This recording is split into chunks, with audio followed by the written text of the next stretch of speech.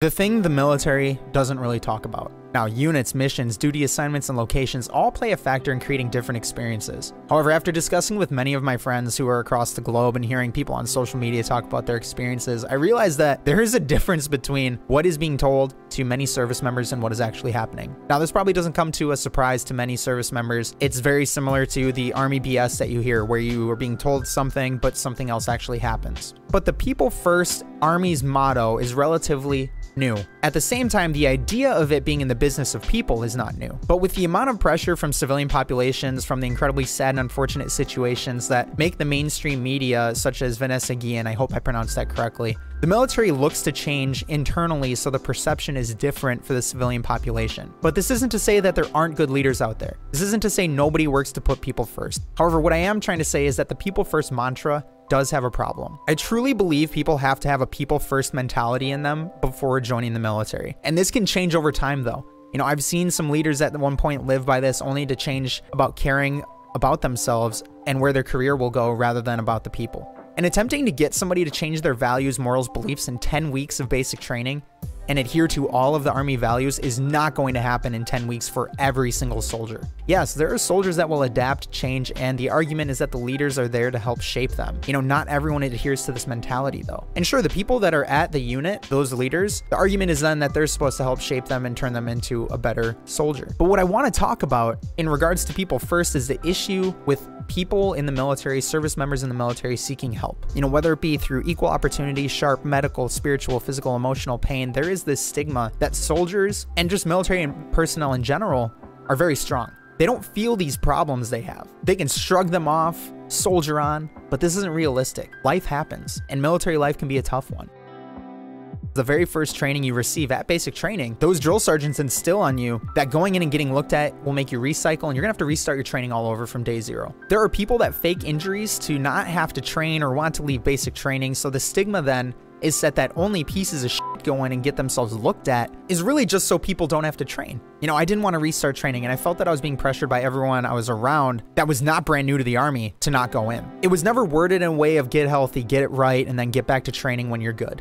You know, and I'm not needing to be coddled in basic. That's not what I'm getting at. However, I do believe that there are many injuries that could be reduced if this was changed. And it wasn't until I arrived to my unit after a year of training that I finally went in. And even then I was hesitant. You know, I waited a month before going in. And after talking to the chaplain who had both his hips replaced, he sat me down and he said, listen, man, like I've gone in, I've had surgery after surgery. He said, get it taken care of now while you're young, because it's best to go in and get it checked out. You know, my unit was nothing but understanding and supportive. 2 out of the 3 majors, at least, that I worked with in the S3 shop, phenomenal officers. And they wanted nothing but the best for me and wanted me to recover so that I could go and take a platoon. Now, this doesn't come with some type of feeling that you're still a POS. All of your peers arrived and they're fine. They're able to continue and do their job. However, you just get to watch from the sidelines because you can't do your job that you were trained to do. And you know, this ate away at me because I felt like, well, maybe I need to just try and suck it up instead. And every time I tried, I was reminded that my body was still broken. And you see, the problem I have with this is the stigma that is created of people going to get looked at. It's instilled at the very beginning of a soldier's career. You know, these soldiers will rise in the ranks and still hold this idea that going in